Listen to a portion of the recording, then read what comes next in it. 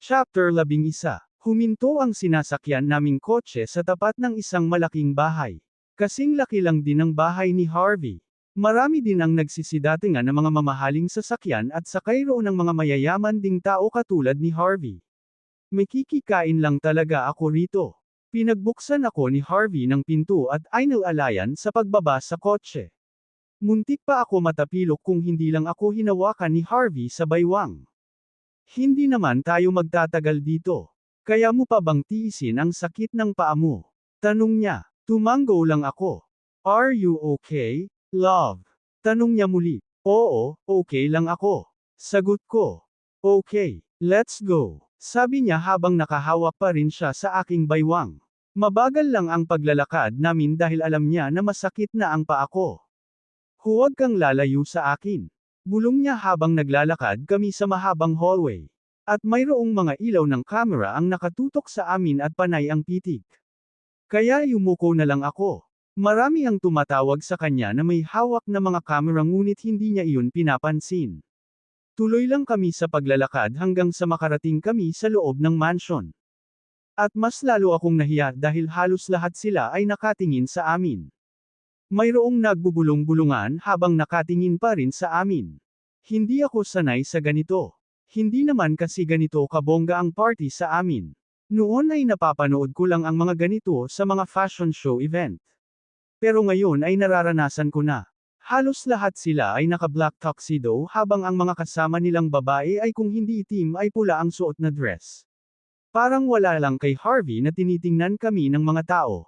Napaka-seryoso ng mukha niya. May lumapit sa amin na medyo matanda ng babae at lalaki. Harvey, long time no see. Sabi ng matandang babae. Kahit medyo matanda na siya ay halata pa rin ang maganda niyang mukha. Sana ganyan din ako kapag tumanda na. Good evening, Tita Marie. Bati naman ni Harvey at hinalikan niya sa pisngi ang ginang. Tiningnan naman niya ako kaya agad akong ngumiti sa kanya. How are you, iho? Tanong naman ng matandang lalaki. Kahit matanda na ito ay kita pa rin ang mestizo niyang mukha at halatang gwapo siya noong kabataan niya. I'm good, Tito. Magalang na sagot ni Harvey. And who's this girl? Tanong ng tita niya habang nakatingin sa akin.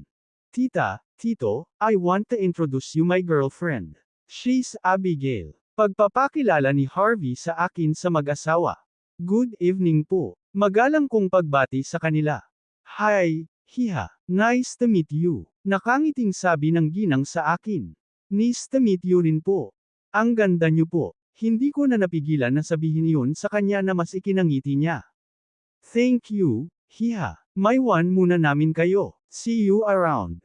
Paalam niya at umalis na sa harapan namin. Inalalayan naman ako ni Harvey papunta sa bakanting lamesa at pinaupo niya ako roon. Agad namang may lumapit na isang waiter at inalok kami ng alak. Si Harvey na ang kumuha at inilapag niya iyon sa lamesa ngunit hindi ko pinansin. Hindi naman ako umiinom ng alak. Baka isuka ko lang yan. Ang gusto ko ay pagkain. Hindi ba uso ang pagkain sa mga mayayaman? Tiningnan ko naman si Harvey na inisang lagok lang ang alak. Parang ginawa niyang tubig ang alak. Mabuti na lang at may lumapit ulit na waiter at may dalang pagkain na ikinatuwa ko. Ang akala ko ay puro na lang alak ang iaalok nila. Why you didn't say you wanted to eat? Tanong niya habang nakatingin sa akin. Aba, malay ko ba na puro alak pala ang inaalok nila rito? Dapat pala kumain muna ako bago pumunta rito. Sagot ko at nagsimula ng kumain.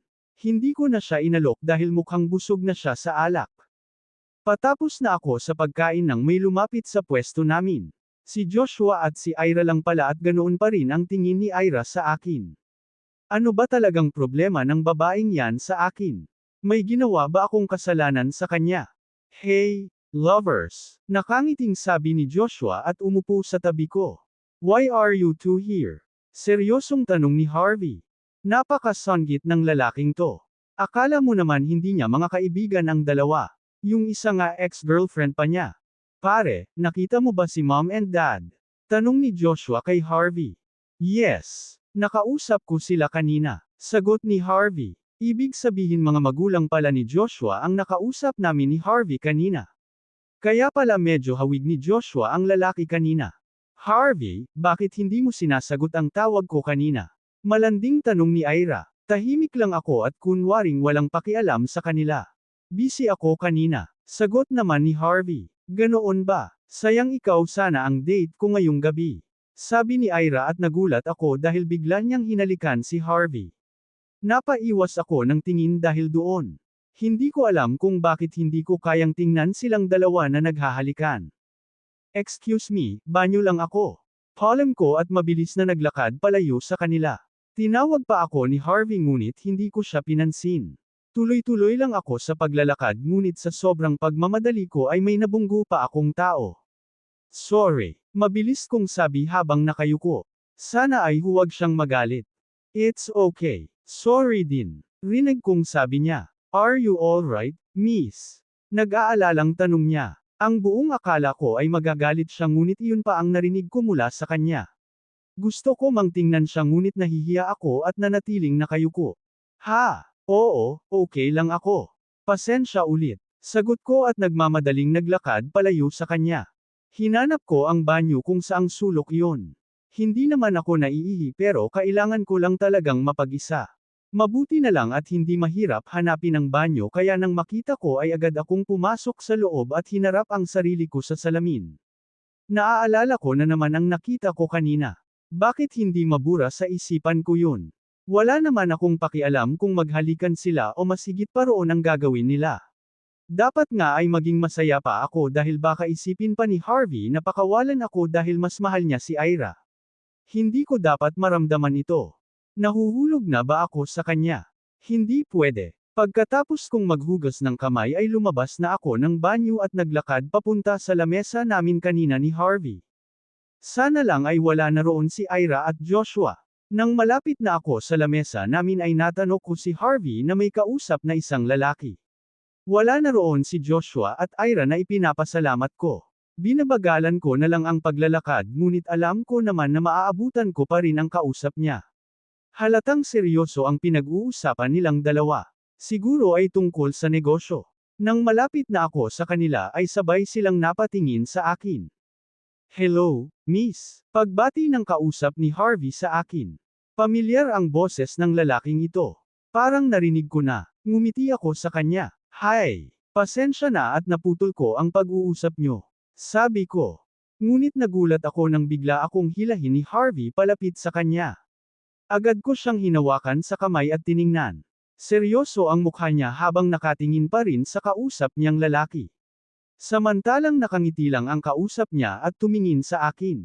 What is your name, miss? Tanong ng lalaki sa akin. Abigail. Sagot ko. I'm Kian Esguerra. Nice to meet you and I hope you will enjoy my party. Sabi niya at inilahad ang kanyang kamay. Ibig sabihin sa kanya itong malaking bahay na to. Akmang hahawakan ko na sana ngunit biglang hinawakan ni Harvey ang kamay ko. Napatingin ako sa kanya at nakita kong masama ang tingin niya kay Kian. Don't you dare touch her hand in front of me.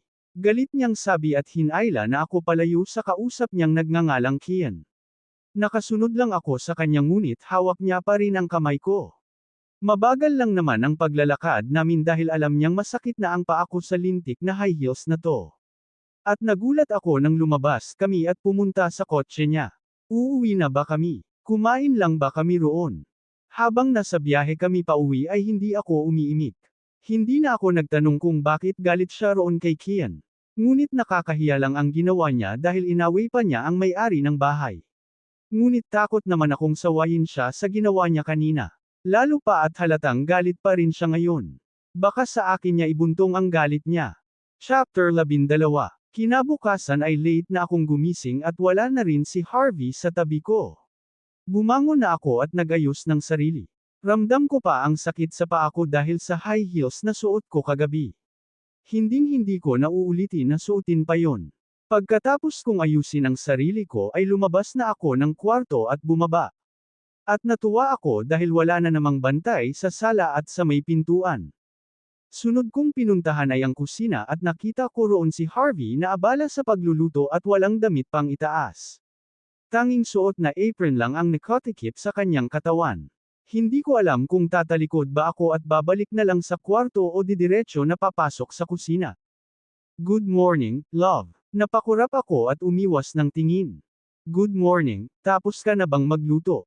Nauutol kong tanong. Patapos na. Umupo ka muna riyan, saglit na lang to. Umupo ako at tinitingnan lang siya na nakatalikod sa akin. Nang matapos na siyang magluto ay umupo na rin siya sa tabi ko at katulad ng palagi niyang ginagawa ay nagsandok siya ng kanin at inilagay iyon sa plato ko. Salamat, sagot ko. Masakit pa rin ba ang paa mo? Tanong niya. Oo, pero hindi na gaano. Sagot ko. And don't clean the house again. I saw you when I checked the TV this morning. Sabi niya. Ano bang mali sa ginawa ko? Dapat nga matuwa pa siya dahil nilinis ko ang bahay niya. Kasi naman wala akong magawa rito sa bahay mo. Alangan naman kausapin ko yung mga gamit dito. Pati nga mga tauhan mo hindi nagsasalita. Pagrereklamo ko. I'm sorry, love. Sa susunod ay sasamahan kitang lumabas. Sabi ni Kya. Ibig sabihin pwede na talaga akong lumabas ng bahay niya. Talaga, pwede na ako lumabas ng bahay mo. Tanong ko sa kanya. Yes, pero kasama mo ako. Sagot niya. Agad namang nawala ang ngiti ko. Akala ko pa naman ay makakatakas na ako. Hindi na ako muli pang nagsalita. Ipinagpatuloy ko na lang ang pagkain. Pagkatapos naming kumain ay siya na mismo ang nagligpit ng mga pinagkainan. Hindi niya ako hinayaan na maghugas ng mga plato. At kahit pagpunas ng lamesa ay siya na mismo ang gumawa. Bakit hindi ka nalang kumuha ng kasambahay para gumawa ng mga gawain dito sa loob ng bahay mo? Tanong ko habang tinitingnan siyang naghuhugas ng plato. They are afraid of me. Sagot niya. Bakit? Ano ba ang ginagawa mo sa kanila at takot sila sa iyo? Tanong ko ngunit hindi siya sumagot. Napapaisip tuloy ako kung bakit walang tumatagal na kasambahay sa kanya. Sinasaktan ba niya? Pinapagalitan? Sinisigawan? Tapos na siya sa paghuhugas ng pinggan ngunit nanatili akong nakatayo sa tabi ng lamesa. Lumapit siya sa akin at hinalikan ako sa noo. What are you thinking? Tanong niya. Umiling ako. Wala. I have an important meeting. Babalik din kaagad ako. Paalam niya. Tumanggo lang ako. Sabay kaming lumabas ng kusina ngunit nagpaiwan ako sa sala. Siya naman ay dumiretso papunta sa kwarto. At habang nanonood ako ng TV ay nag-iisip ako kung ano naman ba ang pwede kong gawin dito sa loob ng bahay ni Harvey. Pwede na kaya akong lumabas rito? Kahit dyan lang sa bakuran niya.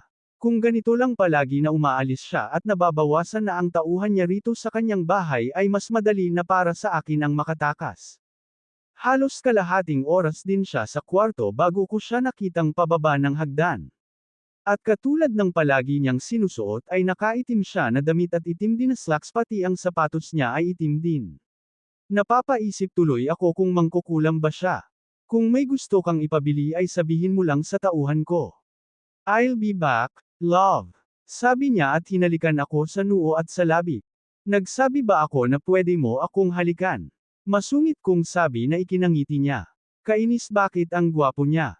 I'm sorry, love, pero desisyon ko. Sagot niya at agad na umalis. Madapa ka sana. Ipinagpatuloy ko naman ang panunood ng TV ngunit hindi ko naman gusto ang palabas. Wala rin akong cellphone na gagawin kong libangan. Talagang mababaliw ako rito kapag nagtagal. Ano pa ba ang kailangan niya sa akin dito?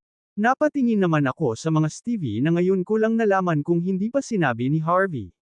Wala akong pakialam kung makikita pa ako sa camera na yan. Kumuha ako ng basahan at sinimulang panasan ang mga gamit na nakapatong sa mga lamesa. Wala naman akong nakuhang alikabok o dumi roon pero tuloy pa rin ako sa pagpupunas. Napahinto lang ako sa ginagawa ko nang may kumatok sa pintuan. Sa ilang araw ko rito ay ngayon ko lang narinig na kay kumatok sa pintuan ng bahay na to. Nagdadalawang isip pa ako kung bubuksan ko ba. Wala naman kasing tauhan dito si Harvey sa loob. Pero hindi naman siya makakapasok ng basta lang kung may bantay sa labas. Ipinatong ko ang pamunas sa lamesa at inayos ang sarili ko. Pagkaraan ay naglakad na ako papunta sa pinto at agad na binuksan iyon at bumungan sa akin ang mukha ni Ira. Wala rito si Harvey, mamaya ka na lang bumalik. Walang gana kong sabi sa kanya. Good afternoon, Abigail. It's okay, dahil ikaw naman talaga ang ipinunta ko rito. Sagot niya, kumunot naman ang noo ko. Ano naman ang kailangan niya sa akin? Hindi nga kami magkaibigan nito. Bakit? Anong kailangan mo sa akin? Tanong ko. Hindi mo ba muna ako papasukin? Tanong niya. Nilakihan ko ang pagbukas ng pinto at pinapasok siya. Ang kapal din ng mukha niya dahil diretso siyang umupo sa may sofa na para bang kanya ang bahay na to. Hindi ko rin naman ito bahay. Gusto mo ba ng juice or coffee? Tanong ko sa kanya. Hindi naman ako ganoon kabastos para hindi siya painumin ng kahit na ano. No, thanks. Sagot niya. Umupo na lang ako sa kaharap niyang upuan. Ano ba ang kailangan mo sa akin? Tanong ko sa kanya. Hindi ka ba nagtataka kung bakit hanggang ngayon hindi ka pa rin mahanap ng pamilya mo? Tanong niya. Napaisip din ako sa tanong niya. Pero paano ako mahahanap ni Tita Rose kung hindi ako hinahayaan na lumabas ni Harvey rito sa bahay niya? Pero yung mga Stevie sa daan kung saan ako nadukot, siguradong may kopya sila ng pagdukot sa akin. Pero bakit hindi pa rin nila ako nahahanap? Maraming paraan. Mukhang hindi mo pa rin ako maintindihan. Sabi pa niya, ano ba ang ibig niyang sabihin? Diretsuhin nakita Abigail, kumunat ang noo ko. You need to know that Harvey is a mafia, Abigail. Hindi ko alam kung anong sasabihin ko. Paulit-ulit kong naririnig sa isipan ko ang sinabi niya. Ang unang pumasok kaagad sa isipan ko nang marinig ang salitang mafia ay mamamatay tao, kriminal, at gumagamit ng mga ipinagbabawal na gamot. He is a mafia. He is a mafia. He is a mafia. Kaya ba hindi ako mahanap-hanap ng pamilya ko dahil ginawa niya ng paraan? Pumapatay ba siya ng tao? Papatayin din ba niya ako? Ayoko pang mamatay. Wala naman akong kasalanan sa kanya. Ngayon sabihin mo sa akin, Abigail, ipagpapatuloy mo pa ba ang pakikipagrelasyon mo sa isang mafia? Hindi ako makapagsalita. Hanggang ngayon hindi ako makapaniwala na mamamatay tao ang kasama ko sa bahay na to. Hindi totoo yan. Bakit hindi ko matanggap na ganoon siya? Na isa siyang mafia. Kung ayaw mong maniwala, I'll prove it to you. Sabi niya at kinuha ang kanyang cellphone at may ipinanood sa akin. Watch this. Sabi niya at binigay sa akin ang cellphone niya. Kinuha ko iyon habang nanginginig pa ang kamay ko. Pinindot ko ang play at nakita ko roon kung paano barilin ni Harvey ang isang lalaki sa ulo. Napatikip ako sa aking bibig sa mga nakita ko. Hindi ko kayang panuurin ang ginagawa niya. Nanginginig na ibinalik ko kay Ira ang cellphone niya. Ngayon naniniwala ka na. Alan ko hindi ka pa sinabihan ni Harvey kaya ako na mismo ang nagsabi sa iyo. Kaya kung ako sa iyo umalis ka na rito. Pag-isipan mo ng mabuti yan Abigail. Sabi niya. By the way, I need to go. Nag-aalala lang ako dahil kapwa kita babae at ayaw kong mapahamak ka. Bye, Abigail. Palem niya at naglakad na palabas ng bahay. Hanggang ngayon ay hindi pa rin ako makapaniwala sa sinabi ni Ira. Parang hindi ko pa rin matanggap na isang mafia si Harvey. Paano kung ako na ang susunod niyang patayin? Natatakot ako. Baka hindi ko na makita pa si Tita Rose kapag tumagal pa ako rito. Ayokong tumagal dito na ang kasama ay isang mafia.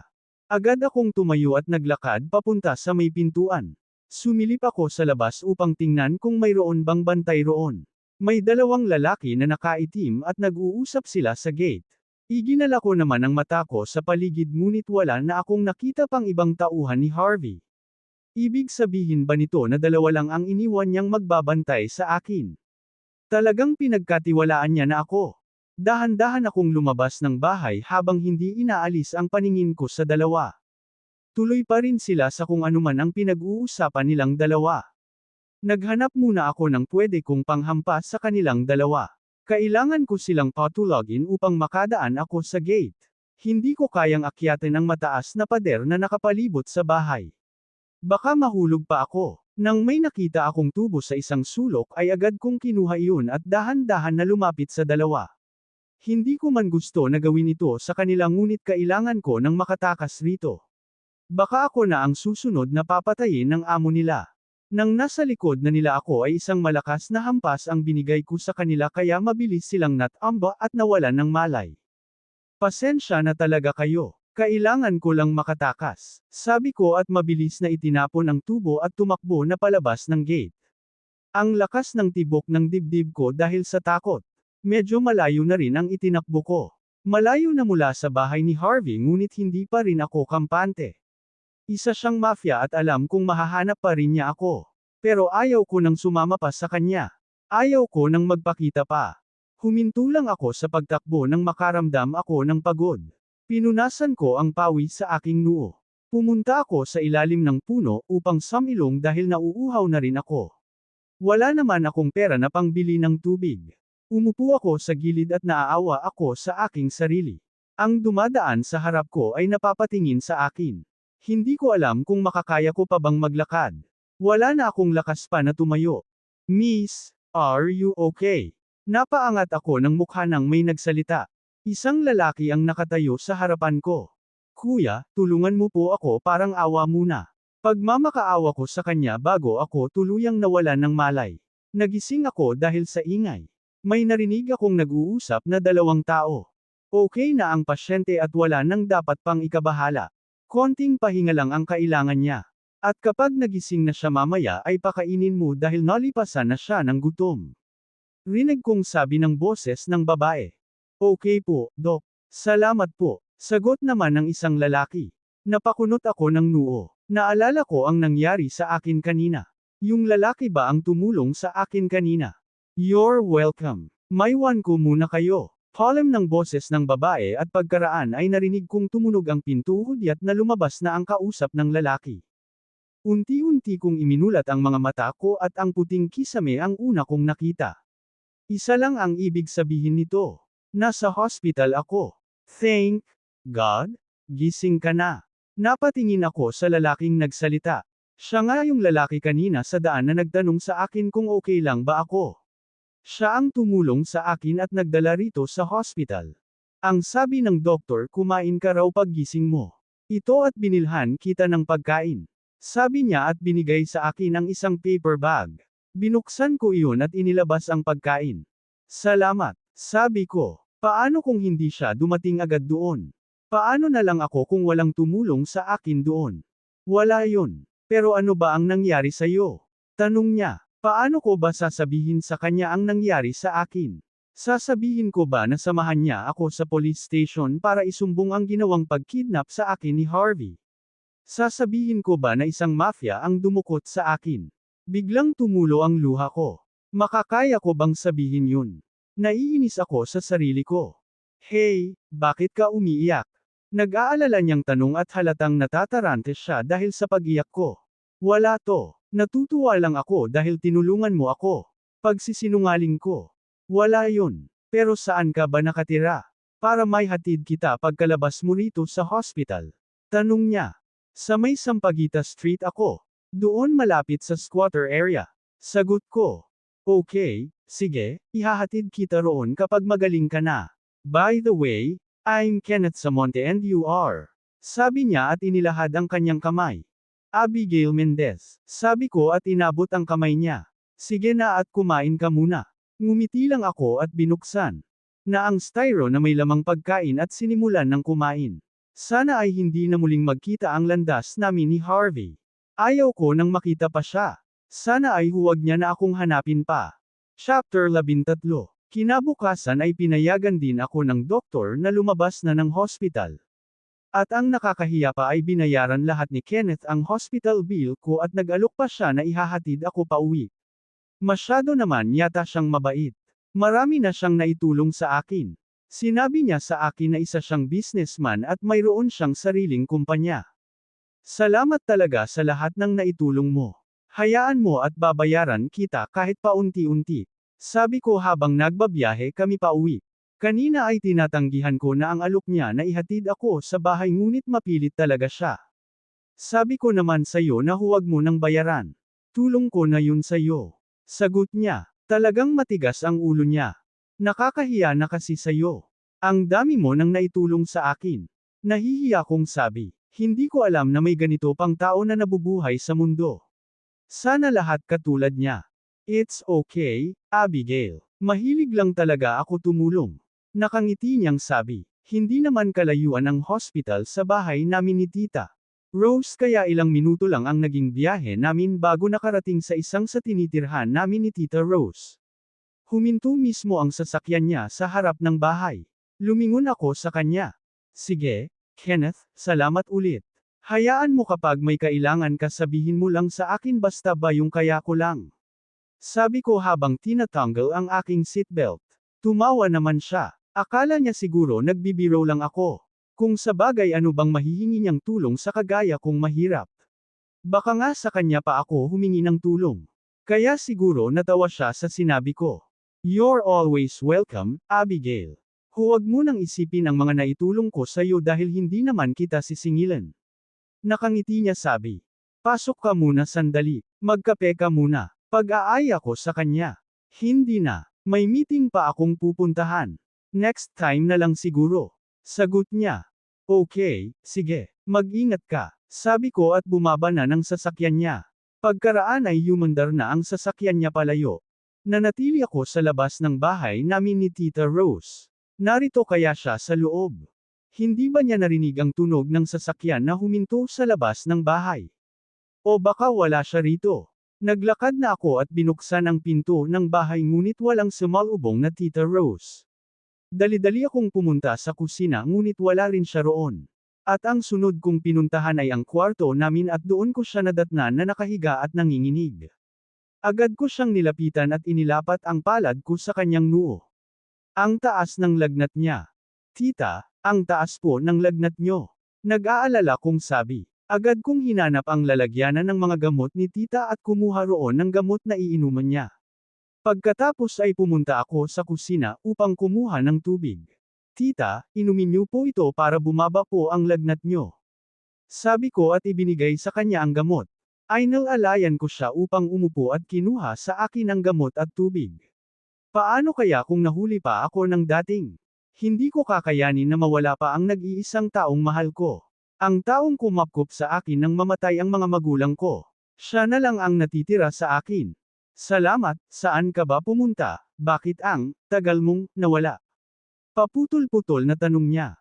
Sasabihin ko ba sa kanya na dinukot ako? Tapos isang mafia. Kapag gumaling na po kayo ay sasabihin ko po magpahinga po muna kayo at magluluto lang ako ng mainit na sabaw para sa iyo. Tumanggo naman siya at humiga ulit. Kinumutan ko siya bago ako lumabas ng kwarto at pumunta sa kusina upang maghanap ng pwedeng lutuin. Habang inaayos ko ang mga sangkap sa aking lulutuin ay may narinig akong kumakatok sa may pintuan. May inaasahan bang bisita si Tita Rose? O baka magpapalaba? Hindi pa po pwede si Tita maglaba ngayon. Sigaw ko kung sino man iyon. Pero tuloy pa rin siya sa pagkatok sa may pintuan. Hindi ba niya narinig ang sigaw ko? Huminto ako sa ginagawa ko at naglakad papunta sa pintuan upang alamin kung sino yung kanina pa kumakatok. Nang buksan ko ang pinto ay wala naman akong nakitang tao. Pinagloloko ba ako? Napatingin ako sa baba nang may nakita akong isang pulang box doon. Sino naman ang nagdala nito rito? Kinuha ko iyon at muli nang bumalik sa loob ng bahay. Inilapag ko muna iyon sa lamesa at agad na tinapos ang pagluluto ko sa kusina. Nang binuksan ko ang pulang box ay nakita ko ang cellphone ko roon. Bigla akong kinabahan dahil si Harvey agad ang pumasok sa isip ko. Siya ang nagtago ng cellphone ko. Ibig sabihin lang nito na alam niya kung saan ako nakatira. At kahit anong oras ay pwede siyang pumunta rito upang dukutin muli ako. Agad kong kinuha ang cellphone ko sa loob ng box at may nakita pa akong isang papel doon at may nakasulat. You can't hide from me, love. Wherever you go, I'll find you. Remember, I'm a mafia. And you are mine alone, Abigail Harvey. Pinunit ko ang papel habang nanginginig ang aking mga kamay at pagkatapos ay inilagay ko iyon sa loob ng kahon. Bigla akong natakot sa maaaring mangyari. Sana ay tigilan niya na ako. Ayoko nang makita siya. Ayoko nang sumama ulit sa kanya. Naiisip ko pa lang ang napanood kong video sa cellphone ni Ira ay hindi ko na kayang makasama siya sa iisang bahay. Natatakot ako na baka ako ang susunod niyang patayin. Kinuha ko ang box at naglakad papunta sa basurahan upang itapon ang hawak-hawak ko. Kailangan na naming lumipat ng bahay ni tita. Ayaw kong maabyutin pa niya kami rito. Kailangan ko nang maghanap ng maaari naming lipatan. Pagkatapos kong pakainin at painumin ng gamot si tita ay lumabas ako ng kwarto at pumunta na sa sala. Nakita ko roon ang cellphone ko at agad kong kinuha. Maraming tawag at messages galing kay Jerence noong nawala ako. Agad kong pinindot ang pangalan niya upang tawagan. Wala na akong ibang matakbuhan kung hindi si Jerence lang. Kailangan ko ang tulong niya. Ilang sandali lang ay agad niyang sinagot ang tawag ko. Hello, Abby. Sagot ni Jerence mula sa kabilang linya. Hello, Jerence. Sagot ko. OMG. Ikaw nga, Abby. Bakit bigla kang nawala? Pinag-alala mo kami, alam mo ba yon? Palagi akong tumatawag sa cellphone mo. Marami na rin akong message na sinend sa iyo pero wala kang reply. Saan ka ba pumunta? Halata sa boses niya ang pag-aalala. Diretso pa ang pagsasalita niya at parang ayaw na akong pagsalitain. Sorry kung pinag-alala kita. Nandito na ako sa bahay namin ni Tita. Jerence, pwede ka bang pumunta rito ngayon? Sabi ko. Oo, sige. Hintayin mo ako riyan. Sabi niya at agad na tinapos ang tawag. Kay Jerence ko muna sasabihin lahat ng nangyari sa akin. Baka matulungan niya ako na isumbong si Harvey sa mga pulis para matapos na ang mga ginagawa niyang masama. Kailangan ko rin si Jerence upang makahanap ng bagong malilipatan namin ni Tita. Chapter 14. What? Sigaw ni Jerence dahil sa kwento ko. Sinabi ko sa kanya lahat ng nangyari simula nung dinukot ako ni Harvey at hanggang sa nalaman ko na isa siyang mafia. Huwag ka nga maingay. Baka marinig tayo ni Tita. Saway ko sa kanya. Nakaupo kami rito sa may sala. Sorry naman. Nagulat lang ako sa mga sinabi mo. Grabe, mafia pala ang dumukot sa iyo. Halata sa boses niya na hindi siya makapaniwala na isang mafia si Harvey. Kaya nga, natatakot nga ako na baka ipadukot niya ulit ako dahil alam niya kung saan ako nakatira. Sagot ko. Anong plano mo? Tanong niya. Gusto ko siyang isumbong sa mga polis, Jerence. Sagot ko. Sigurado ka na ba? Sasamahan kita kung gusto mo. Pero tandaan mo, Abigail, na isa siyang mafia at hindi natin alam kung anong magagawa niya. Sabi niya, sigurado na ba ako? Oo, sigurado na ako at wala akong pakialam kung ano pang magagawa niya kapag naisumbong ko na siya sa mga pulis. Sagot ko. Sige, kung yan ang gusto mong gawin ay sasamahan kita. Sabi niya. Salamat. Sagot ko. Doon kaya muna kayo sa apartment ko. Mukhang delikado kayo rito. Sabi niya at halatang nag-aalala sa kaligtasan namin. Chapter 14. Nakakahiya naman kung doon kami makikitira pansamantala. Wala pa naman akong pera ngayon. Hindi ko alam kung tatanggapin pa ba ako sa dati kong tinitrabahuhan na restaurant dahil ilang araw na akong hindi pumapasok. Kasalanan kasi lahat to ni Harvey. Ang hirap na nga namin ni Tita tapos mas lalo pang naghirap. Pambihirang buhay to. Nakakahiya na sa iyo, Jerence, kung doon kami makikitira. Nahihiya kong sabi. Ngumiti siya sa akin at nagsalita. Okay lang, ano ka ba? Para saan pa ang pagkakaibigan natin, di ba? Hindi ako nagsisi na naging kaibigan ko siya. Napakabait na tao. Salamat talaga, Jerence, pero saka na kami lilipat sa inyo. Sabi ko at niyakap siya. Parang kapatid na rin ang turing ko sa iyo. At para ko na ring nanay si Tita Rose kaya hindi na kayo iba sa akin. Sabi niya at nakita kong nagpunas siya ng luha. Nang matapos na kaming mag-usap ni Jerence ay agad na akong nagbihis upang pumunta sa malapit na police station dito sa amin. Kailangan nang tumigil ni Harvey sa ginagawa niya. Natatakot na ako sa maaari niyang gawin kapag nagkita kami. Kung ano-ano na ang pumapasok sa isipan ko. Baka patayin niya ako. O di kaya ay ang tita ko o si Jerence. Ayaw kong mangyari yun. Nang tapos na ako magbihis ay pumunta ako sa kwarto upang magpaalam saglit kay tita. Nakahiga siya sa higaan at napatingin siya sa akin nang pumasok ako. Tita, aalis lang po ako sandali. May pupuntahan lang po. Alam ko. Baka mawala ka na naman, Abigail. Sagot niya. Lumapit ako sa kanya at hinawakan ang kanyang kamay. Tita, hindi na po ako mawawala. Pangako po yan. Kasama ko naman po si Jerence at saglit lang naman po kami. Sagot ko. Mag-iingat kayo. Sabi niya. Tumanggo lang ako at ngumiti sa kanya. Agad na akong naglakad palabas ng kwarto at napatingin sa akin si Jerence. Tara na. Tanong niya. Tumanggo lang ako at sabay na kaming lumabas ng bahay at naglakad palabas sa daan kung saan isang sasakyan lang ang pwedeng makadaan at kapag may makakasalubong kang isa pa ay kailangan pang umatras. At habang naghihintay kami ng masasakyang jeep ay may napansin akong isang itim na kotse na nakahinto sa hindi kalayuan. Ayaw kong mag-isip na si Harvey iyon o ang mga tauhan niya. Baka huminto lang talaga roon at may binili lang sa malapit. Nang may humantong jeep sa harap namin ay mabilis akong sumakay at sumunod si Jerence. Ngunit bigla akong kinabahan nang makita ko ang itim na kotse na nakasunod na sa sinasakyan naming jeep. Hindi ko sinabi iyon kay Jerence. Sana lang ay huwag kaming sundan hanggang sa police station. Ilang minuto rin ang naging biyahe namin papunta sa malapit na police station. Nawala na rin ang itim na kotse na kanina ay sumusunod sa amin. Sana nga ay mali ang iniisip ko. Hindi rin kami nagtagal pa sa loob ng police station. May mga itinanong lang sa akin tungkol kay Harvey at kung saan siya nakatira. Pagkatapos ay agad na kaming umalis roon. Nagpaalam na rin si Jerence na uuwi kaya mag-isa na lang akong bamiyahe pa uwi. Nang bumaba ako sa kanto namin ay mag-isa ko rin nilakad ang papasok sa amin. Marami namang mga tao akong nakakasalubong kaya hindi na ako natatakot na maglakad mag-isa. Nang makarating ako sa harap ng bahay namin ay napansin ko na naman ang isang itim na kotse na dumaan mismo sa harap ng bahay namin. Katulad din ng kotse na nakita ko sa kanto namin kung saan kami nag-abang ng jeep ni Jerence kanina. Mabilis akong pumasok sa loob ng bahay at agad na sinarado ang pinto. Sinigurado ko na nakalock ang pinto ng bahay. Ang bilis ng tibok ng puso ko. Napaupo ako sa upuan dahil sa kaba. Ngayon ay iniisip ko na si Harvey na talaga yun. Alam niya kung saan ako nakatira kaya posibleng siya iyon. Ilang minuto din akong umupo sa sala bago ko pinuntahan si tita sa kwarto. Tulog pa siya nang pumasok ako at sa awa ng Diyos ay bumaba na rin ang lagnat niya. Pagkatapos kong tingnan si tita ay lumabas na ako sa kwarto upang magluto ng hapunan namin.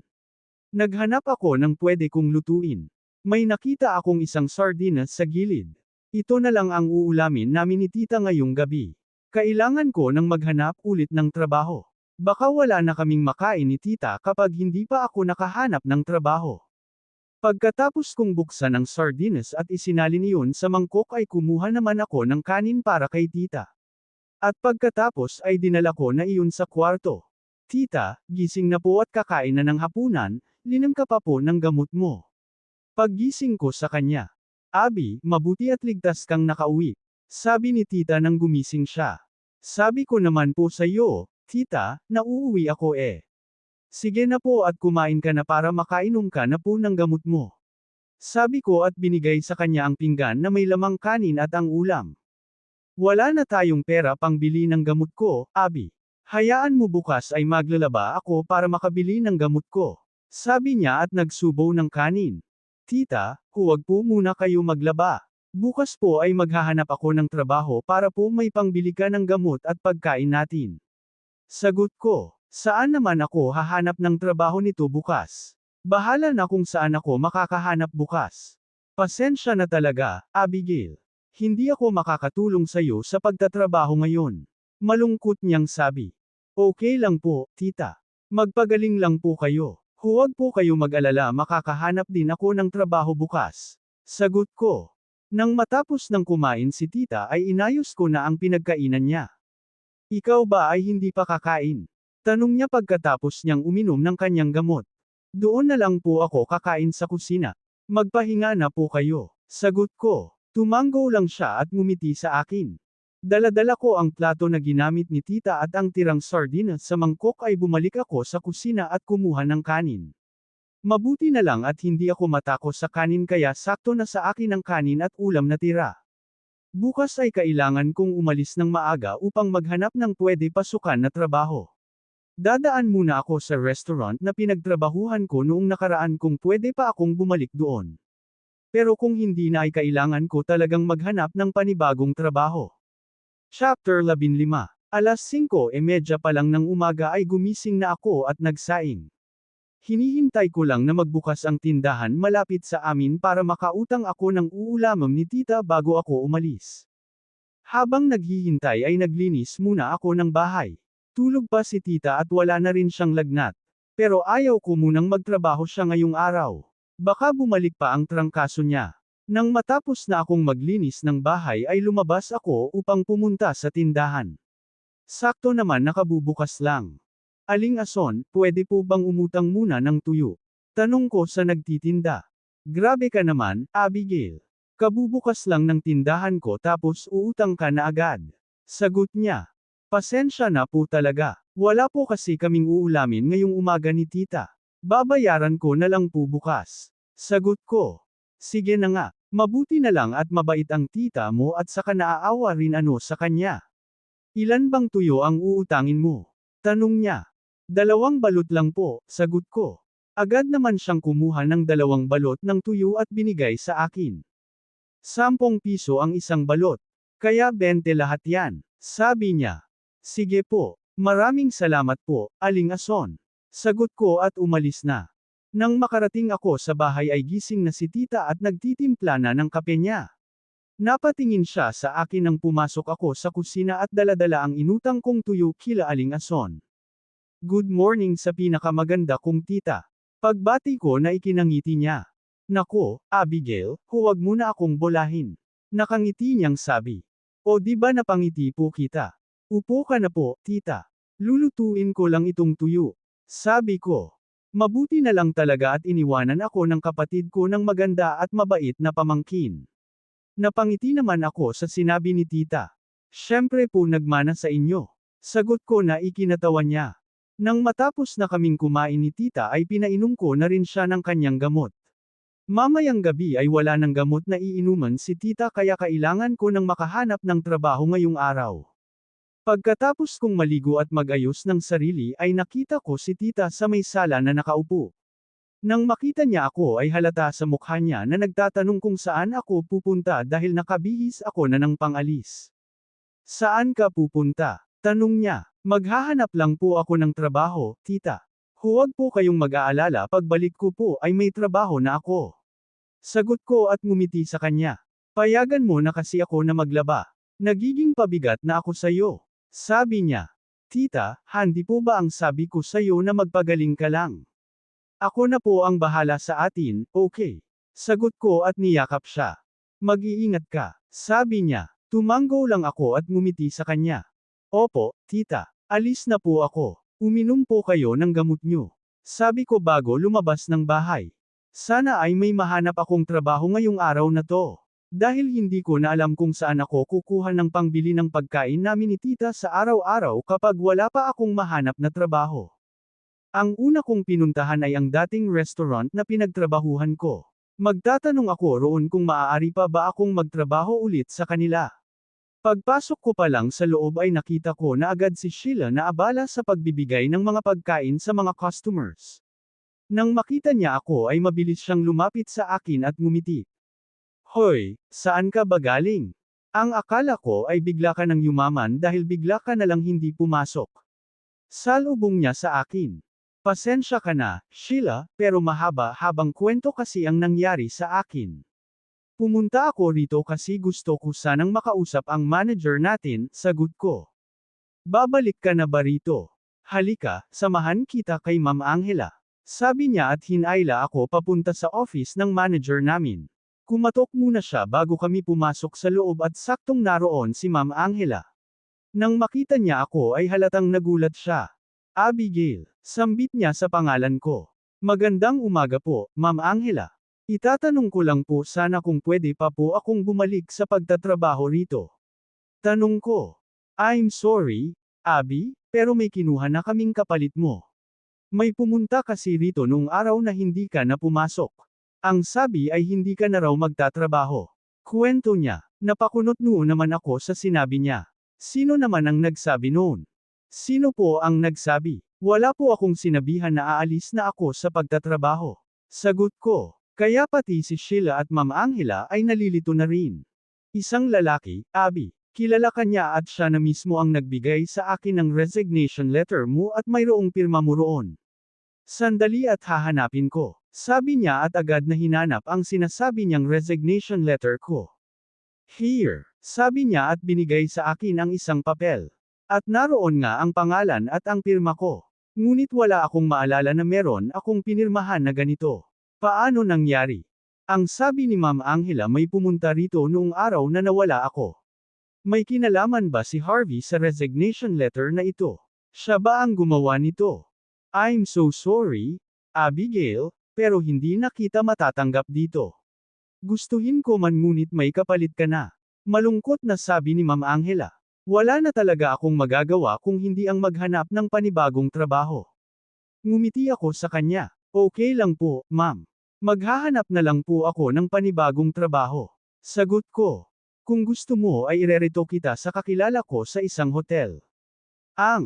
Alam ko ay naghahanap sila ng tao na maglilinis ng bawat room. Sabi niya na ikinatuwa ko. Okay na sa akin yun kaysa wawa na talagang trabaho. Talaga po, pwede mo po ba akong ipasok doon? Tanong ko. Oo naman. Sandali at tatawagan ko. Sagot niya at kinuha ang cellphone niya sa lamesa at agad na tinawagan ang kakilala niya sa hotel na kanyang tinutukoy.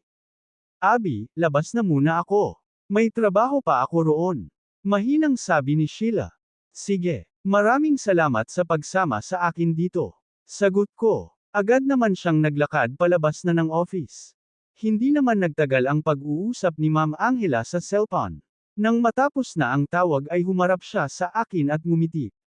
Okay na, Abby. Kahit late mo na raw ipasa ang resume mo. Bumaba ka lang sa Ideal Hotel. Isang sakay lang naman galing dito. At hanapin mo lang si Mary Joy roon. Nakangiti niyang sabi. Maraming salamat po, Ma'am Angela. Sige po, pupunta na po ako roon. Paalam ko. Sige, mag-iingat ka, sagot niya. Tumango lang ako at agad na lumabas ng office niya. Pagkalabas ko sa restaurant ay agad akong nag-abang ng jeep. Kinakabahan pa ako dahil ito na lang ang huling pamasahe ko at hindi ko alam kung paano ako uuwi mamaya. Kaya pa naman sigurong lakarin pauwi kahit gabi na ako makarating sa bahay. Ang importante ay magkakaroon na ako ng trabaho ngayong araw. Ngunit bigla akong kinabahan ng may humantong itim na kotse sa harapan ko. Tatakbo na sana ako ngunit biglang bumukas ang bintana ng kotse at hindi si Harvey ang naroon. Si Kian Esguerra. Hi! Natakot ba kita? I'm sorry. Sabi niya. Hello po. Hindi naman po. Slight lang. Sagot ko na ikinatawa niya. I'm sorry. By the way, where are you going? Tanong niya. Sa Ideal Hotel ako pupunta. Sagot ko. Kumunat ang noo niya. Why are you going there? Tanong niya. Doon kasi ako magtatrabaho. Sagot ko. Okay, get in. Ihahatid na kita roon. Nagulat ako sa sinabi niya. Nako, huwag na. Sasakay na lang ako ng jeep. Sagot ko. Nakakahiya naman kung sasabay ako sa kanya. Hindi pa naman maayos ang huling pagkikita namin sa party niya. Inaway pa siya ni Harvey. Get in, Abigail. Madadaanan ko rin naman iyon papunta sa office ko. Sabi niya at lumabas pa siya mismo ng sasakyan upang pagbuksan ako ng pinto sa front seat. Bakit siya inaway ni Harvey noon kung mabait naman pala siya? Nakatingin siya sa akin at hinihintay ako na sumakay sa kotse niya kaya wala akong nagawa kung hindi ang sumakay na lang. Habang bumabiyahe kami ay tahimik lang ako. Paminsan-minsan ay tumitingin ako sa labas dahil hindi ako sanay makipag-usap sa ibang tao. Kaya minsan ay napapagkamalan akong masungit dahil hindi raw ako namamaansan pero nginingitian ko naman sila. We're here. Napatingin ako sa kanya at sunod ay sa labas ng bintana. Mayroong malaking pangalan sa harap mismo ng hotel na Ideal Hotel. Hindi ko na hinintay pa na pagbuksan ako ni Kian ng pinto. Agad akong lumabas. Maraming salamat. Sabi ko. No problem, Abigail. Sabi niya at ngumiti. Agad kong sinarado ang pinto ng kotse niya at mabilis niyang pinatakbo iyon. Naglakad na ako papasok sa loob at binati pa ako ng security guard na sa entrance. Tumango lang ako at ngumiti sa kanya. Nang makapasok ako ay pumunta ako sa reception desk upang magtanong kung nasaan si Mary Joy na sinasabi ni Ma'am Angela. Excuse me, miss. Saan ko po pwedeng makausap si Ma'am Mary Joy? Tanong ko. Naroon po siya sa HR office, miss. Diretsuhin mo lang ang hallway na yan tapos liko ka sa kaliwa. Tapos may makikita kang nakasulat sa pinto na HR office, kumatok ka roon. Sabi ng babae at tinuro ang isang pasilyo. Okay, salamat po. Sagot ko at ngumiti. You're welcome po. Sagot niya. Naglakad na ako sa itinurong daan ng babae. Lumiko ako sa kaliwa at hinanap ang pinto ng HR na sinasabi. Hindi naman mahirap hanapin kaya nang nasa harap na ako ng pinto ay agad akong kumatok at pagkatapos ay dahan-dahan na binuksan ang pinto at sumilip. Yes. May kailangan ka ba? Tanong ng isang babae. Narito po ba si Ma'am Mary Joy? Tanong ko. Ako iyon. Ikaw ba ang sinasabi ni Angela sa akin? Tanong niya. Opo. Ako po iyon. Sagot ko. Pasok ka. Umupo ka rito. Sabi niya at itinuro ang upuan na nasa harap ng lamesa niya. Agad ko namang sinunod ang sinabi niya. Umupo ako sa upuan kaharap niya. Ang magiging trabaho mo rito ay tagalinas ng bawat kwarto. Okay lang ba sa iyo iyon? Tanong niya. Opo, okay lang po sa akin. Mabilis kong sagot. Mabuti kung ganoon. Lunes hanggang Sabado ang magiging pasok mo rito, sabi pa niya na ikinatango ko. At kung okay lang sa iyo ay magsimula ka ngayong araw. Tanong niya. Opo, pwede naman po. Sagot ko. Sige. Halika at ipakikilala kita sa magiging kasama mo rito sa paglilinis. Sabi niya at naunang lumabas ng office habang nakasunod ako sa kanya. Pumunta kami sa isang storage room kung saan naroon ang mga gamit panglinis. Ellen, pakituruan itong si Abigail ng mga gagawin niya.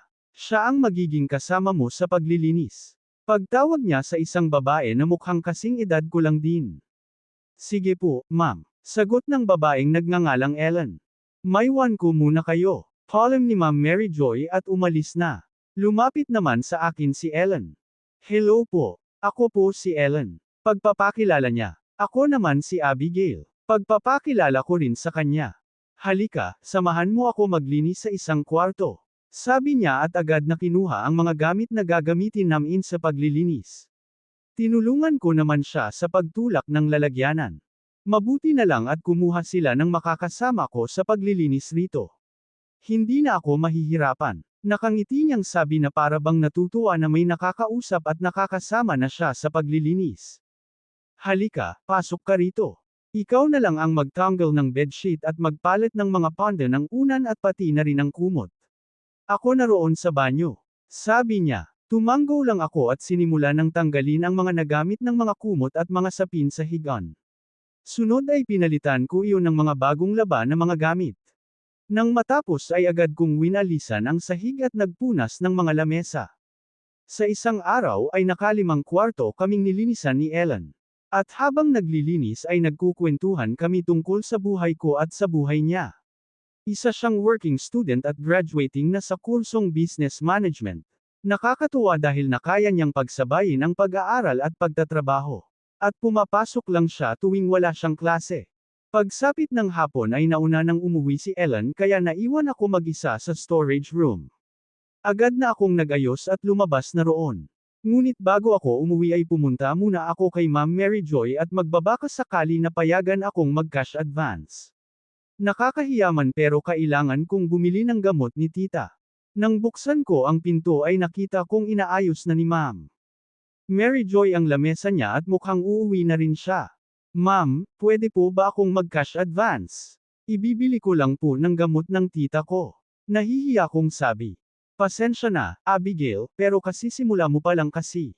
Pero may ibibigay ako sa iyo at huwag mo nang bayaran. Sabi niya at binuksan ang bag niya. Kumuha siya roon ng pera at inabot sa akin. Iyan lang ang maibibigay ko sa iyo. Sabi niya.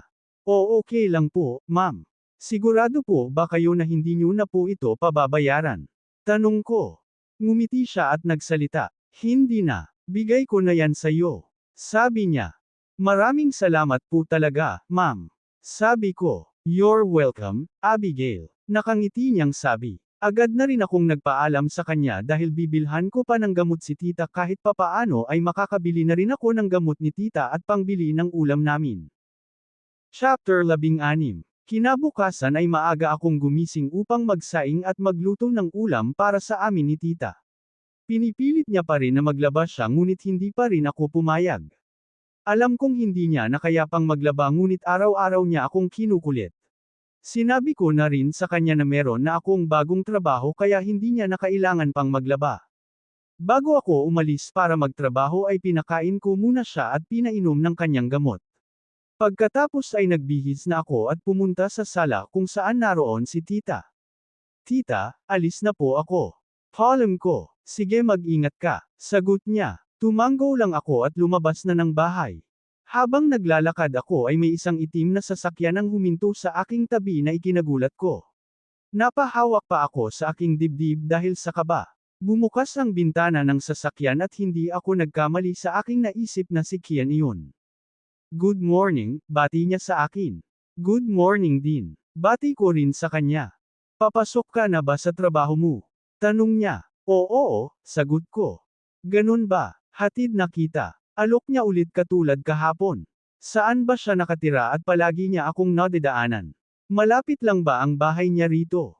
Huwag na. Nakakahiya na sa'yo kasi kahapon sinabay mo rin ako. Sagot ko. Sabi ko naman sa'yo na madadaanan ko yung hotel na pinagtrabahuhan mo. Kaya walang problema sa akin. Sabi niya, kahit na. Paano kung araw-araw niya akong nakikita rito na naglalakad tapos isasabay niya ako palagi? Ang swerte ko naman. Pero, no buts, Abigail. Get in. Pagputol niya sa sasabihin ko. Lumabas siya ng driver seat at pinagbuksan na naman ako ng pinto sa front seat. Hindi ko alam kung normal lang ba sa kanya ang bilis ng pagpapatakbo ng kotse niya o sadyang banibilasan niya lang talaga. Hindi naman siguro kami maaaksidente nito. Mukhang expert na siya sa pagmamaneho. Kaya ilang minuto lang ay nasa tapat na kami ng hotel na pinagtatrabahuhan ko. Agad kong tinanggal ang seatbelt ko at binuksan ang pinto. Salamat, sabi ko. No problem, sagot niya at ngumiti. Sige, pasok na ako. Ingat, paalam ko at lumabas na ng sasakyan niya. Bumusina muna siya bago tuluyang umalis. Nang mawala na ang kotse niya sa paningin ko ay naglakad na ako papasok sa loob ng hotel. Pagdating ko sa room kung saan kami tumatambay ni Ellen tuwing walang lilinisan ay wala pa siya roon. Siguro ay mamaya pa siya. Baka mayroon pa siyang klase kaya wala pa siya rito. Habang inaayos ko ang mga gamit ko sa bag ay biglang tumunog ang cellphone ko hudyat na may tumatawag. Kinuha ko iyon sa bulsa ng suot kong pantalon at tiningnan kung sino ang tumatawag, number lang ang lumalabas at walang pangalan. Baka mamaya scammer to at pinagloloko ako. Hello. Pagsagot ko ngunit wala namang sumasagot sa kabilang linya. Ilang segundo rin ang hinintay ko kung may magsasalita ba ngunit wala pa rin. Hello, sino to? Tanong ko. Sabi na nga ba baka scammer ito? Kapag kinausap mo pa ulit si Kian ay magsasaray ang hotel na pinagtatrabahuhan mo. Bigla akong kinabahan nang marinig ko ang galit na boses ni Harvey mula sa kabilang linya. Napahawak ako sa aking dibdib dahil sa kaba na nararamdaman ko bakit ayaw niya akong tigilan. Magsasalita pa sana ako nang bigla niyang tinapos ang tawag. Paano niya nalaman na nakipag-usap ako kay Kian? Nakikita ba niya ako? Sinusundan ba niya ako? Alam niya rin kung saan ako magtatrabaho. Ate Abigail, okay ka lang po ba? Napatingin ako kay Ellen na kararating lang. Agad siyang lumapit sa kinaroroonan ko. Oo, okay lang ako. Sagot ko at pilit na ngumiti sa kanya. Buong araw ay hindi pa rin maalis sa isipan ko ang pagtawag si Harvey sa akin. Paulit-ulit na pumapasok sa isipan ko ang mga sinabi niya. Bakit siya galit na galit kay Kian?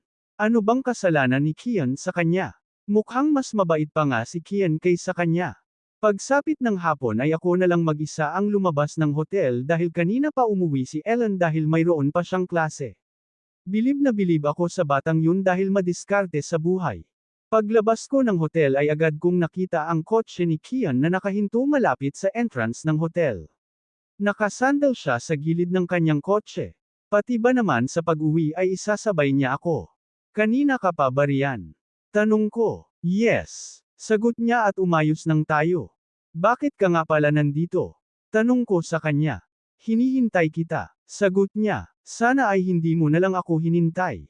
Kaya ko naman umuwi mag-isa, Kian. Nakakahiya na sa'yo. Sagot ko. Talagang natatakot lang ako sa pagbabanta ni Harvey sa akin. Ayaw kong pati ang hotel na walang kinalaman sa gulong to ay nadadamay. It's okay, Abigail, ginasto ko naman na hintayin kita kaya don't worry, okay. Sagot niya at binuksan na ang front seat na para bang pinapasakay na ako roon. Last mo na to na hatid sundo sa akin, ha? Huwag na sana tong maulit bukas. Seryoso kong sabi at agad na pumasok sa loob ng kotse. Mayroon siyang sinasabi ngunit hindi ko marinig kung ano yun. At habang bumabiyahe kami pauwi ay siya lang ang dumadaldal at tumatango lang ako sa mga pinagsasabi niya. Ngayon ko lang nalaman na isa siyang businessman at marami daw siyang negosyo ngunit hindi niya naman sinabi kung ano ang mga iyon. Ilang minuto lang ay huminto na ang sasakyan niya sa harap ng bahay ko. Agad kong tinanggal ang seatbelt ko at binuksan ang pinto. Sige, salamat sa paghatid. Ingat, sabi ko. You're always welcome, Abigail. Sagot niya. Agad na akong lumabas ng kotse niya at kumaway sa kanya. Bumusina muna siya bago tuluyang umalis. 3 linggo na ang nakalipas noong nakauwi na ako rito sa bahay namin ni tita. At 3 linggo ko na rin pilit na kinakalimutan ang nangyaring pagdukot sa akin ni Harvey. Kinaumagahan ay ganun pa rin ang routine ko. Maaga akong gumising at nagluto ng almusal namin ni tita. Maayos na nagpakiramdam ni tita at tapos na rin siya sa pag-inom ng kanyang gamot. Pinagbawalan ko siyang maglaba ng ngunit sadyang mapilit siya kaya hinayaan ko na lang. Baka kasi magalit pa siya sa akin kung hindi ko papayagan. Pagkatapos kong magluto ay sabay na kaming kumain ni tita. Siya na rin ang nag-presenta na maghugas ng pinagkainan namin. At dahil ilang minuto na lang ay late na ako sa trabaho ko ay pumayag na ako. Mabilis ang bawat kilos ko dahil 2 sakay pa ang gagawin ko bago makarating sa Ideal Hotel. Tita, alis na po ako. Paalam ko kay tita na abala sa paghuhugas ng pinggan sa kusina. Sige, mag-ingat ka, sagot niya. Agad na akong umalis sa bahay at nagmamadaling naglakad upang makaabang na agad ng jeep na masasakyan. Mabuti na lang at maraming jeep na bumabiyahe kaya mabilis rin akong nakarating sa hotel. Pagpasok ko sa loob ay laking gulat ko na marami ang nagliligpit ng kanilang mga gamit at halata sa kanilang mga mukha ang lungkot. Kunot-nuo kong pinuntahan si Ma'am Mary Joy na abala sa pag-aayos ng mga gamit malapit sa reception desk. Ma'am, ano pong nangyayari? Tanong ko. May pumunta kasi rito kanina at pinagbantaan na papatayin ang pamilya ng manager natin kung hindi ibebenta ang hotel na to sa kanya. Kahit kami ay natakot sa kanila dahil may mga dala silang baril, Abigail. Pagkukwento niya, bigla akong kinabahan sa kwento ni Ma'am Mary Joy. Ate Abigail, mabuti at ngayon ka lang dahil nakakatakot sila kanina. Lahat sila, ate, nakaitim na mga damit tapos may mga baril pang hawak. Para silang mga mafia, ate. Mas lalo pa akong kinabahan nang marinig ko ang salitang mafia. Siya ba ang nagpasara ng hotel na to? Siya ba ang may pukana nito? Ma'am Mary Joy, sorry po. Sabi ko na ipinagtataka niya. Bakit ka humihingi ng sorry sa akin, Abigail? Wala ka namang kasalanan. Sabi niya, nang dahil sa ginawa ni Harvey ay marami ang nawalan ng trabaho. Basta po, ma'am, sorry po talaga. Sabi ko at tumakbo palabas ng hotel. Hindi ko kayang makita ang mga mukha nila na malulungkot. Marami ang nawalan ng trabaho at wala man lang akong nagawa. Masakit na sa balat ang sikat ng araw ngunit ito ako at naglalakad. Napapunas pa ako ng luha sa aking pisngi. Saan na naman ako maghahanap ng bagong trabaho nito? Hayop na Harvey yon. Talagang ayaw niya akong tantanan. Namalayan ko na lang na tinatahak ko na ang daan papunta sa police station. Kailangan kong humingi ng update tungkol sa pag-report ko kay Harvey. Kailangan na siyang mahuli. Nang pumasok ako sa loob ay agad kong kinausap ang isang polis na naroon. May update na po ba sa subpoena report ko tungkol kay Harvey Sandoval? Tanong ko sa polis. Pasensya na po, miss, pero wala po kayong sapat na ebidensya para kasuhan at hulihin si Mr. Sandoval. Sagot ng polis. Paanong wala po? Wala po ba kayong nakuhang TV record kung saan ako dinukot dati? Tanong ko. May nagbura po ng TV record doon. Pero naghahanap pa rin po kami ng maaaring ebidensya para kasuhan siya. Sagot niya. Hindi na ako nagsalita pa muli. Kahit naman sagutin ko pa iyon ay wala rin naman akong mapapala. Umalis ako sa police station at muling naglakad. Habang naglalakad pa uwi ay bigla akong nakaramdam ng pagkahilo. Siguro dahil sa init ng panahon at uhaw na rin ako. Hindi ko na lang pinansin ang pagkahilo ko at nagpatuloy lang sa paglalakad. Wala pa naman akong dalang payong na panangga sana sa init. Nagdahan-dahan lang ako sa paglalakad baka sakaling mawala ang pagkahilo ko. Ngunit hindi pa rin talaga nawala. Ano bang nangyayari sa akin? May sakit ba ako? Patuloy lang ako sa paglalakad at hanggang sa hindi ko na kinaya at unti-unti nang dumilim ang paningin ko. Miss, okay ka lang ba? Miss, narinig ko na may tumatawag sa akin ngunit huli na ang lahat at tuluyan na akong nilamon ng dilim. Chapter 17. Nagising ako sa isang puting kwarto at alam ko na agad na nasa hospital ako. Naalala ko ang nangyari sa akin kanina. At napatingin ako sa tabi ko nang may nagsalita. Hey, gising ka na pala. May masakit ba sa'yo? Tanong ng isang lalaki. Siya siguro ang tumulong sa akin kanina. Ngunit bigla akong natakot nang makita ko ang suot niya. Nakaitim siya lahat na damit na parang katulad ng kay Harvey. Wala, okay na ako. Sagot ko, mabuti naman. By the way, I'm Kyle Tarsena and you are. Pagpapakilala niya. Abigail Mendez ang pangalan ko. Salamat nang pala sa pagdala sa akin dito. Sabi ko. No problem, Abigail. Sagot niya. Napatingin naman kami sa pinto nang pumasok doon ang isang doktor at nurse. Hello, Miss Abigail. Pagbati ng doktor. Napakunot-nuo ako kung paano niya ako nakilala. Paano niyo po ako nakilala? Tanong ko. Nakita namin sa dala mong ID. Pasensya na at pinakialaman namin ang gamit mo. Sagot ng doktor. Okay lang po. Sagot ko at ngumiti sa kanya. Kumusta ang pakiramdam mo? Tanong niya. Medyo okay na po ako, Doc. Napagod lang po siguro ako kanina kaya ako nahimite.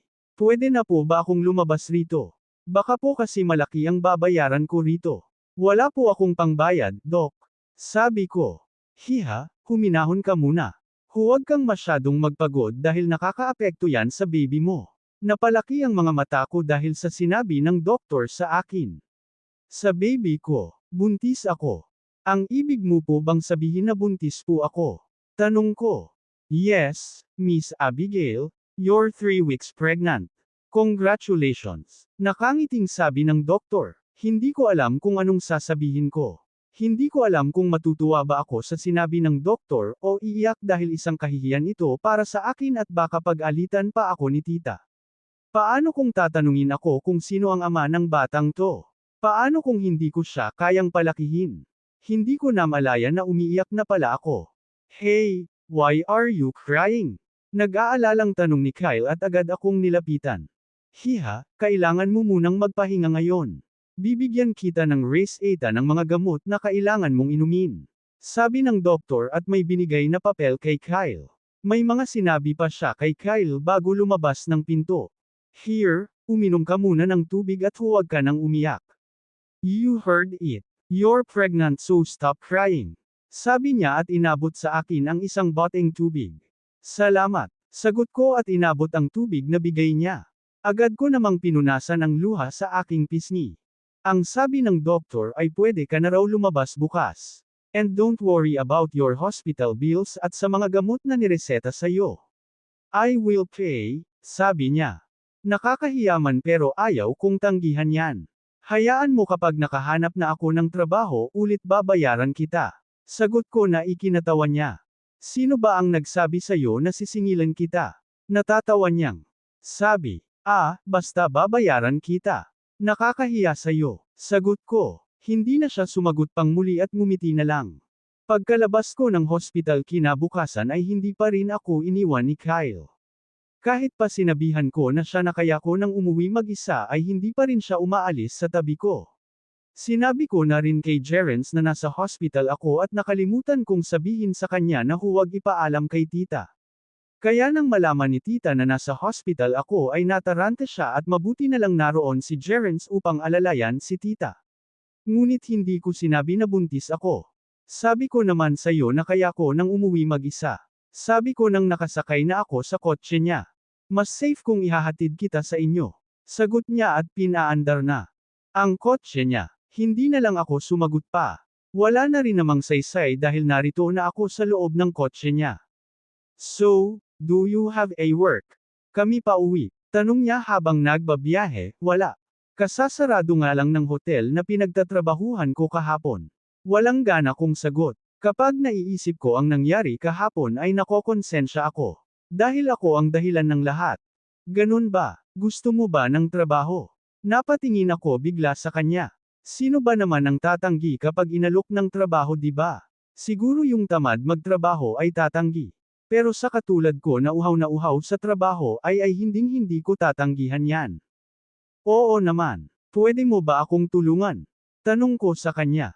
Sure. Meron akong kaibigan na naghahanap ng bagong secretary. Nakangiti niyang sagot. Agad namang nawala ang ngiti ko dahil sa sinabi niyang trabaho. Waitress at tagalinis ng hotel room lang ang experience ko sa trabaho tapos secretary ang ino-offer niyang trabaho sa akin. Wala na bang mas mababang posisyon? Baka kasi hindi ko kaya maging secretary. Sabi ko, hindi naman sa ayaw kong maging secretary pero baka hindi ko kaya yung ganun kataas na job position. Wala na eh. Alam ko kaya mo yan. Ikaw pa ba? Sagot niya. Hindi ko alam kung kaya ko ang ganoong trabaho. Pero hindi ko malalaman kung hindi ko susubukan. Sige, kailan ba ang hiring nila? Tanong ko. Agad namang sumilay ang ngiti niya sa naging tanong ko. Tomorrow morning. Mabilis niyang sagot. Sige, pupunta ako bukas. Bigay mo na lang akin ang address ng company, sabi ko. May kinuha siya sa kanyang bulsa na isang maliit na card. Here, sabi niya inabot sa akin iyon. Naroon ang pangalan at address ng kumpanya na sinasabi niya. Halos kalahating oras din ang ibinyahe namin bago makarating sa bahay. Salamat, Kyle. Sabi ko, wala yun. Huwag mo nang uulitin yun. Sagot niya. Tumanggo lang ako at lumabas na ng kotse niya. Kumaway muna siya sa akin bago pinaharurot ang kotse niya. Pagpasok ko sa bahay ay nadatnan ko si tita na nagluluto ng paborito kong sinigang na bangus. Wala na rin si Jeren sa bahay. Siguro ay pumasok na sa trabaho niya. Ang bango naman yan, tita. Sabi ko. Nang makita niya ako ay agad niyang inwan ang niluluto niya at naglakad papunta sa akin at bigla akong niyakap. Nako, ikaw na bata ka, pinag-alala mo ako ng sobra. Sabi niya at pinalo pa ako sa braso na ikinatawa ko. Tita, buhay pa naman po ako. Tingnan mo, nayakap mo pa nga po ako eh. Pagbibiro ko. Kahit na, huwag mo nang ulitin yun at baka ako ang unang mamamatay sa ginagawa mong bata ka. Gutom ka na ba? Nagluto ako ng paborito mong sinigang na bangus. Sabi niya at bumalik sa pagluluto. Tamang-tama po, tita, gutom na po ako. Nakangiti kong sagot at umupo na. Agad niyang inilapag ang niluto niyang sinigang na bangus at ang kanin. Kulang sa sahog yan pero tama naman sa asim. Pagbibiro niya na ikinatawa ko. Agad na akong nagsandok ng kanin at pagkatapos ay nagsandok ng sabaw ng sinigang. Unang subo ko pa lang ay agad nang bumaliktad ang sikmura ko.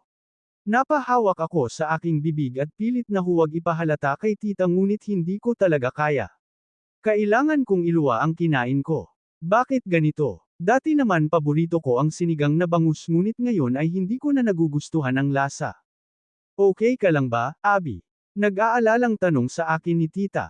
Dali-dali akong pumunta sa lababo at doon sa muka. Ganito ba talaga kapag buntis? Nag-iiba ang panglasa ng kinakain. Naramdaman ko ang kamay ni tita na hinahagod ang likod ko. Tapatin mo nga ako, Abby. Buntis ka ba? Seryosong tanong ni tita. Nakayuko lang ako habang kaharap siya. Natatakot akong sabihin sa kanya ang totoo. Natatakot ako sa maaari niyang sabihin sa akin. Na isa akong disgrasyadang babae. Kalag ka rin. Ayokong marinig yun sa kanya. Tita, sorry po. Umiiyak kong sabi. Ngunit nagulat ako nang niyakap niya ako. Tama na, huwag ka nang umiyak. Makakasama yan sa apo ko.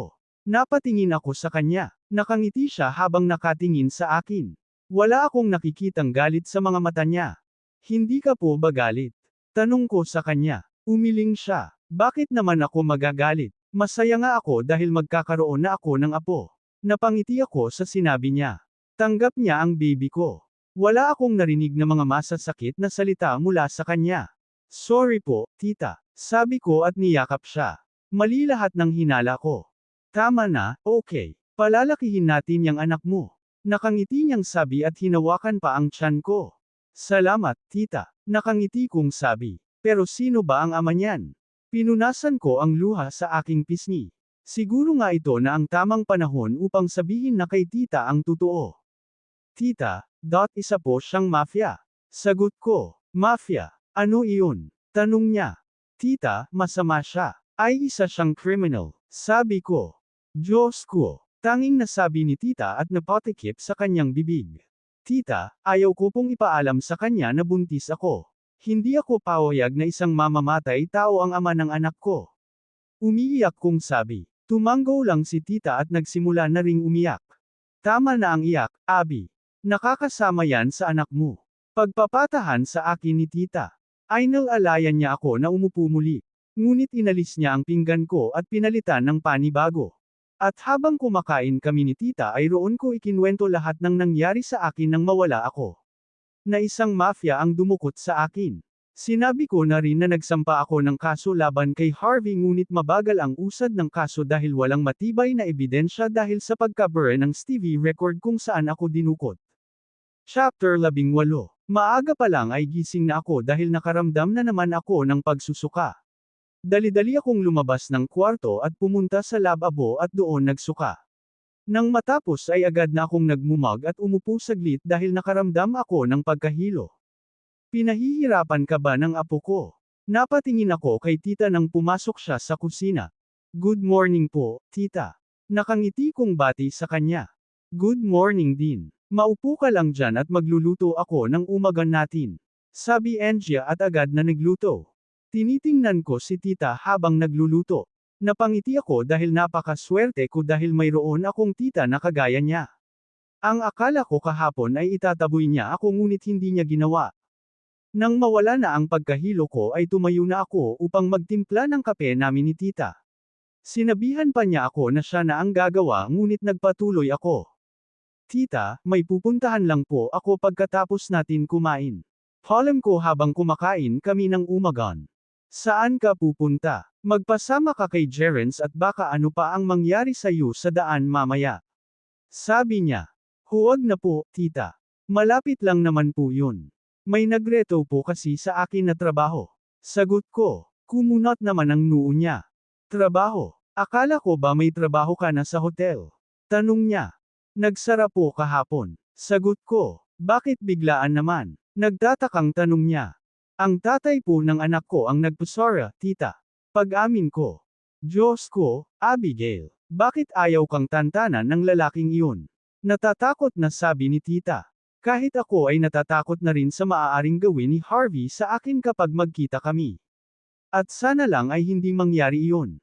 Pagkatapos namin kumain ng umaga ni tita ay siya na rin ang nagpresenta na maghugas ng pinagkainan namin. Kaya agad na akong naligo at nagayos ng sarili ko. Inayos ko na rin ang mga dadalhin kong requirements para sa trabaho. Nang maayos na lahat ay lumabas na ako ng kwarto at nagpaalam kay tita. Alis na po ako, tita. Alam ko. Sige, mag-iingat ka. Sabi niya. Tumanggo lang ako at lumabas na ng bahay.